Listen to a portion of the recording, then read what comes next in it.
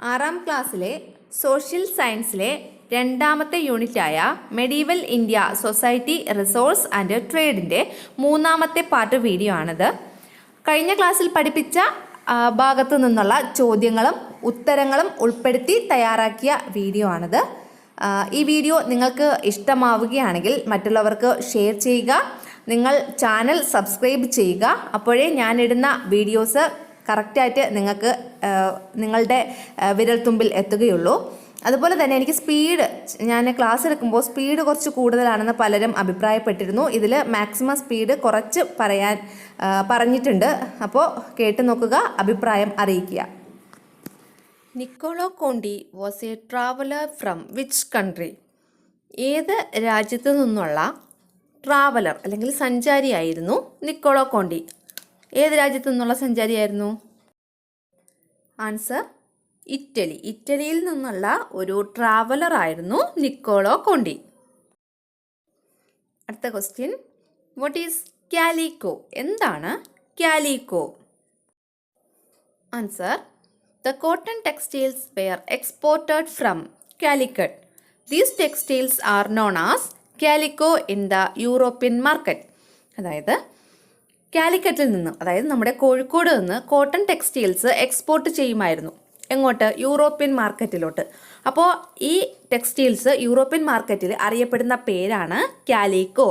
The cotton textiles were exported from Calicut. കാലിക്കറ്റിൽ നിന്നും cotton textiles export ചെയ്യുമായിരുന്നു. These textiles are known as calico. ഈ textiles ആണ് calico എന്നറിയപ്പെടുന്നത് ഇൻ ദ യൂറോപ്യൻ മാർക്കറ്റ്. എവിടെ? European മാർക്കറ്റിൽ. യൂറോപ്യൻ മാർക്കറ്റിലാണ് കോഴിക്കോട് നിന്നും എക്സ്പോർട്ട് ചെയ്യുന്ന കോട്ടൺ ടെക്സ്റ്റൈൽസ് കാലിക്കോ എന്ന പേരിൽ അറിയപ്പെട്ടിരുന്നത്. മനസ്സിലായല്ലോ? അപ്പോൾ ഒന്നും കൂടെ പറഞ്ഞുതരാം. The cotton textiles were exported from Calicut. These textiles are known as calico in the European market. അടുത്ത question, what is the name of Kozhikode in Europe? യൂറോപ്പില് കോഴിക്കോടിന്റെ പേര് എന്തായിരുന്നു? Answer, Calicut. എന്തായിരുന്നു യൂറോപ്പിൽ കോഴിക്കോട് അറിയപ്പെട്ടിരുന്നത്? കാലിക്കട്ട്. അടുത്ത question, who are the foreigners who visited India during medieval period? അതായത് ഡ്യൂറിങ് മെഡീവൽ പീരിയഡ് എന്നുള്ളത് ഞാൻ ഇവിടെ പറഞ്ഞിട്ടില്ല, അത് അങ്ങനെ വായിക്കുക കേട്ടോ. Who are the foreigners who visited India during medieval period? Medieval പീരിയഡിൽ ഇന്ത്യ സന്ദർശിച്ച ഫോറിനേഴ്സ് അല്ലെങ്കിൽ വിദേശികൾ ആരെല്ലാമായിരുന്നു? മെഡീവൽ പീരിയഡിൽ ഇന്ത്യ സന്ദർശിച്ച വിദേശികൾ ആരെല്ലാമായിരുന്നു? Answer, Chinese, Arabs, Portuguese, Dutch, English, French. ആരൊക്കെയായിരുന്നു മെഡീവൽ പീരിയഡിൽ ഇന്ത്യ സന്ദർശിച്ച ഫോറിനേഴ്സ്? ആരൊക്കെയായിരുന്നു? Chinese, Arabs, Portuguese, Dutch, English, French. അടുത്ത question, Ibn Battuta was dash traveller who visited India during sultanate period? അതായത് സുൽത്താനേറ്റ് പീരിയഡിൽ ഇന്ത്യ സന്ദർശിച്ച Ibn Battuta ഏത് രാജ്യത്ത് നിന്നുള്ള ഒരു സഞ്ചാരിയായിരുന്നു അല്ലെങ്കിൽ ട്രാവലർ ആയിരുന്നു? അപ്പോൾ ഇബൻ ബത്തൂത്ത ഏത് രാജ്യത്തു നിന്നുള്ള ട്രാവലർ ആയിരുന്നു? അദ്ദേഹം ഇന്ത്യ സന്ദർശിച്ചു. എപ്പോഴാണ്? സുൽത്താനേറ്റ് പീരിയഡിൽ. സുൽത്താനേറ്റ് പീരിയഡിൽ ഇന്ത്യ സന്ദർശിച്ച ഇബൻ ബത്തൂത്ത ഏത് രാജ്യത്തു നിന്നുള്ള ആളായിരുന്നു? നോക്കാം. ആൻസർ, മൊറോക്കൻ ട്രാവലർ ആയിരുന്നു. മൊറോക്കയിൽ നിന്നുള്ള ട്രാവലർ ആയിരുന്നു ഇബൻ ബത്തൂത്ത. Moroccan traveller. അടുത്ത question, Ralph Fitch was dash traveller who visited India during Mughal period? Mughal പീരിയഡിൽ ഇന്ത്യ സന്ദർശിച്ച റാൽഫ് ഫിച്ച് ഏത് രാജ്യത്തു നിന്നുള്ള ട്രാവലർ ആയിരുന്നു? മുഗൾ പീരിയഡിൽ ഇന്ത്യ സന്ദർശിച്ച റാൽഫ് ഫിച്ച് എന്ന ട്രാവലർ ഏത് രാജ്യത്തു നിന്നുള്ള ആളായിരുന്നു? ആൻസർ, ഇംഗ്ലണ്ടിൽ നിന്നുള്ള ഇംഗ്ലീഷ് ട്രാവലർ ആയിരുന്നു റാൽഫ് ഫിച്ച്. അപ്പോൾ റാൽഫ് ഫിച്ച് ഇംഗ്ലീഷ് ട്രാവലർ ആയിരുന്നു. അടുത്തത്, Alberuni was a traveller who reach India from? Alberuni, അടുത്ത ഒരു ട്രാവലറാണ് അൽബറൂനി. അദ്ദേഹം ഒരു ട്രാവലർ ആയിരുന്നു. Who reached India from? ഇന്ത്യയിൽ അദ്ദേഹം എത്തി. എവിടെ നിന്ന്? അതായത് ഏത് രാജ്യത്ത് നിന്നായിരുന്നു അൽബറൂനി ഇന്ത്യയിൽ എത്തിയത്? ട്രാവലറായ അൽബറൂനി ഇന്ത്യയിലെത്തിയത്? എവിടെ നിന്നായിരുന്നു എത്തിയത്? Answer central Asia. സെൻട്രൽ ഏഷ്യയിൽ നിന്നുള്ള ട്രാവലർ ആയിരുന്നു Al-Biruni.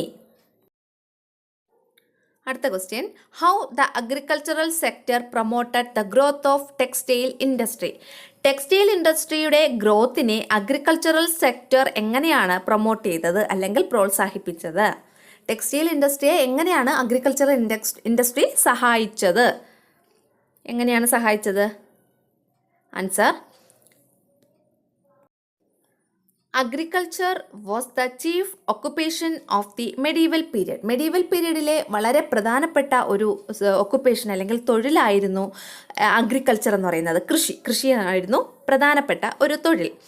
Cotton, indigo and silk produced by the people enrich the textile industry. അപ്പോൾ അന്നത്തെ കാലത്തെ ആ ജനങ്ങൾ എന്ത് ചെയ്തു? കോട്ടൺ, പരുത്തി, ഇൻഡിഗോ, നീലം, സിൽക്ക്, മറ്റേ പട്ട്, ഇതൊക്കെ പ്രൊഡ്യൂസ് ചെയ്തിരുന്നു അന്നത്തെ കാലത്തെ ആൾക്കാർ. ഇതൊക്കെ പ്രൊഡ്യൂസ് ചെയ്തത് എൻറിച്ച് ചെയ്തു, ടെക്സ്റ്റൈൽ ഇൻഡസ്ട്രിയെ പ്രോത്സാഹിപ്പിച്ചു എന്നാണ് പറയുന്നത്. അപ്പോൾ അഗ്രികൾച്ചർ ആയിരുന്നു chief occupation of the medieval period. Medieval പീരീഡിലെ വളരെ പ്രധാനപ്പെട്ട ഒരു ഒക്കുപ്പേഷൻ എന്ന് പറയുന്നത് അഗ്രികൾച്ചർ ആയിരുന്നു. Cotton, indigo and silk produced by the people enriched the textile industry. Cotton, indigo, silk ഇതൊക്കെ ആൾക്കാർ പ്രൊഡ്യൂസ് ചെയ്തിരുന്നു. ഇത് ടെക്സ്റ്റൈൽ ഇൻഡസ്ട്രിയെ എൻറിച്ച് ചെയ്തു അല്ലെങ്കിൽ പ്രോത്സാഹിപ്പിച്ചു എന്നാണെങ്കിൽ പറയാം. അപ്പോൾ ഇതാണ് അതിൻ്റെ ആൻസർ. അപ്പോൾ എന്താണ്? Agriculture was the chief occupation of the medieval period. Cotton, indigo and silk produced by the people enrich the textile industry. അടുത്ത question, what are the factors that attracted foreign travelers to medieval India? medieval ഇന്ത്യയിലേക്ക് foreign ട്രാവലേഴ്സിനെ അല്ലെങ്കിൽ വിദേശ സഞ്ചാരികളെ attract ചെയ്തത് എന്തൊക്കെ ഘടകങ്ങളായിരുന്നു? what are the factors that attracted foreign travelers to medieval India? Answer diversity, prosperity and resources of India that attracted foreign travelers to India.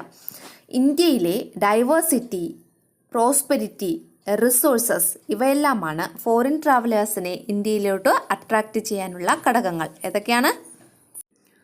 Diversity എന്ന് വെച്ചാൽ വൈവിധ്യം, prosperity സമ്പൽ സമൃദ്ധി, ആൻഡ് റിസോഴ്സസ് ഇന്ത്യയിലെ വിഭവങ്ങൾ. ഇതെല്ലാമാണ് ഫോറിൻ ട്രാവലേഴ്സിനെ ഇന്ത്യയിലേക്ക് അട്രാക്റ്റ് ചെയ്തത്.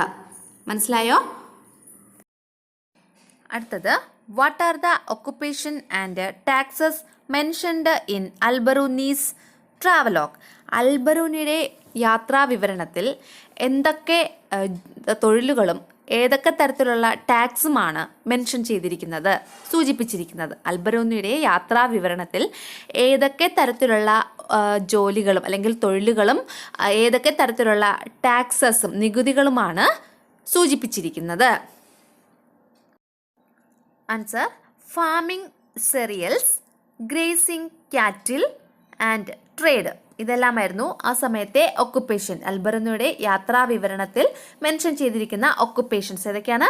ഫാമിംഗ്, സെറിയൽസ് എന്ന് വെച്ചാൽ ധാന്യങ്ങൾ, സെറിയൽസ് എന്ന് വെച്ചാൽ ധാന്യങ്ങൾ കൃഷി ചെയ്യൽ, ഫാമിംഗ് സെറിയൽസ്. അടുത്തത് ഗ്രേസിംഗ് കാറ്റിൽ. ഗ്രേസിംഗ് കാറ്റിൽ എന്ന് വെച്ചാൽ കാറ്റിൽ കന്നുകാലികൾ, ഗ്രേസിംഗ് മേയ്ക്കൽ, കന്നുകാലികളെ മേയ്ക്കൽ. അടുത്തത് ആൻഡ് ട്രേഡ് എന്ന് വെച്ചാൽ കച്ചവടം. അപ്പോൾ ഈ 3 ഒക്കുപ്പേഷൻസ് ആണ് അദ്ദേഹത്തിൻ്റെ ട്രാവലോഗിൽ പറഞ്ഞിട്ടുള്ളത്. ഏതൊക്കെയാണ്? Farming cereals, grazing cattle and trade.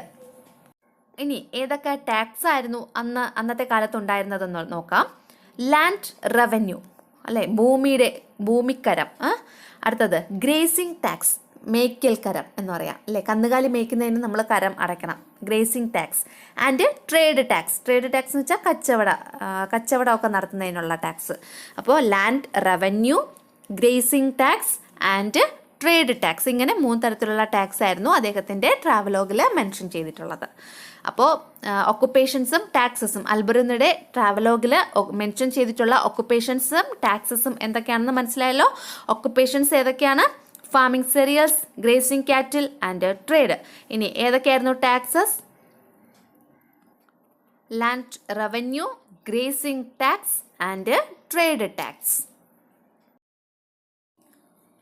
What is the main occupation in medieval India? Medieval ഇന്ത്യയിലെ അല്ലെങ്കിൽ മധ്യകാല ഇന്ത്യയിലെ പ്രധാനപ്പെട്ട തൊഴിൽ എന്തായിരുന്നു? ഇതിന് മുമ്പൊക്കെയുള്ള ചോദ്യങ്ങളിലൊക്കെ ഈ ഉത്തരങ്ങളിലും ഞാൻ ടൈപ്പ് ചെയ്തതിൽ മെഡീവൽ ഇന്ത്യയുടെ സ്പെല്ലിങ് മിസ്റ്റേക്ക് ആയിരുന്നു.